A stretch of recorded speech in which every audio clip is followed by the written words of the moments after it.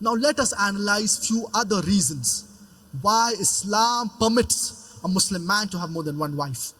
For example, if a woman, she's sterile, she's barren, and the couple, they are not having a child for several years. So, or if the husband wants to have a child, he can marry another woman so that he has an offspring. And the second wife can, but natural, provide and take care of the family and take care of the first wife as well. For example, if a person marries a woman at a young age and this woman, she becomes handicapped. And because of this, she cannot do the role of a mother or cannot take care of the children.